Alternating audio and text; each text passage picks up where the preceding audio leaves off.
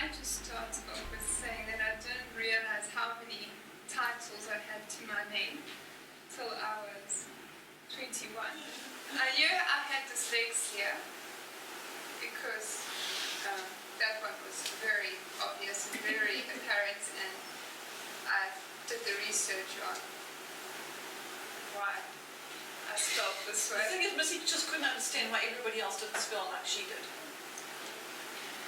Doesn't make sense. No.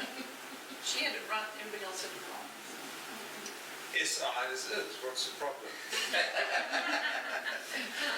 They do a program. Yes. So, I encountered these struggles and difficulties throughout my childhood and young adulthood, but they were never given a title or a cause to make me feel that I was less than because I had this struggle. We worked with them and we grew from them, and I think we've actually overcome quite a few of them. The fact that I can be sitting talking to a room full of people is disproving a few of the labels that were given to me. But when I was 21, I was now an adult, and so I had to get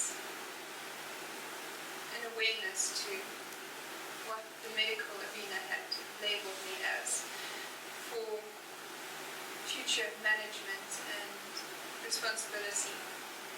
So my mom and I headed off down to my granny and grandpa's house because they were off on holiday somewhere, so we went to go house sit for the weekend, and she arrived in the car with a briefcase, like this big, this thick, okay, and she puts this in, so I asked her, well, what exactly, you've already got 2 bags of clothes, why do we need a briefcase as well?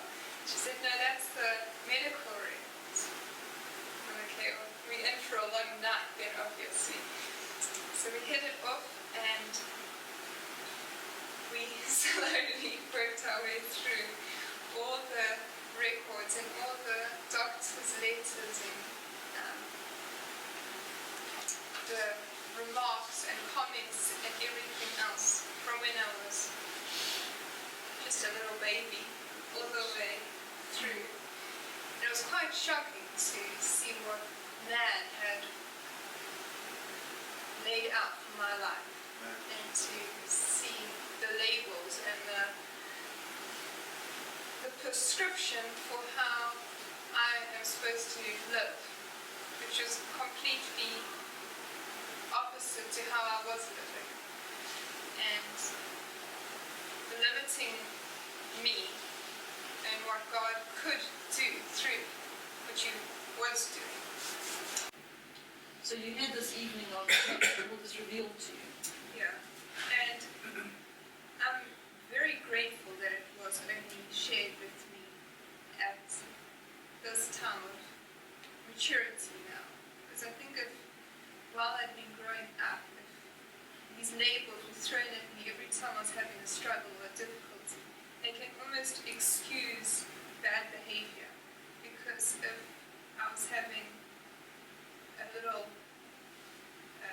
upset because the furniture in the lounge was being rearranged, it could be that I have to be accommodated now, and you must never arrange the lounge because Missy will freak out. Which she did. If we moved a chair in the lounge from this angle to this angle, Missy just could not cope with that. She would come through and she would go, what's happened? Like, this panic, stress, there's something gone wrong, something's out of place. And I'd say, just move the chair, Missy. Why did you move it? You can't put it there. It was over here. Put it back. Immediate panic, immediate stress. And now if you go into the medical reports and you see, well, autism characteristics are the following. Tick, tick, tick, tick, tick. Okay, got all of those. Missy's shoes in her cupboard were lined up, and then she drew a Koki pen mark around each shoe so that each shoe could fit in the place of the Koki pen mark on the thing. And if you put the tackies where those other ones went and the line didn't fit exactly around the edge, you're in trouble. Because would upset her so much she would get inside the cupboard with the shoes and close the door. Because now her shoes were disarranged and upset. And it was too much for her to deal with, so she would recluse into this panic that she had because her shoes, it was really to that extreme, right? And so, well, that's how autistic children behave, apparently.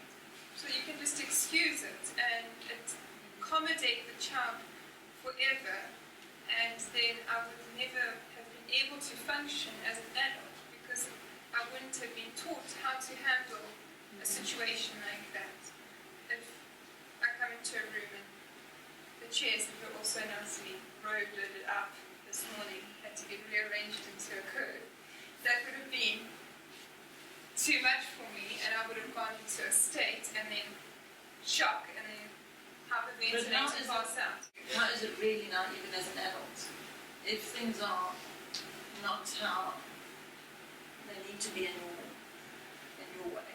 Well, I think because I was taught by you, you didn't go intentionally mess the lounge up to get a reaction from me. I did. Let's not go there.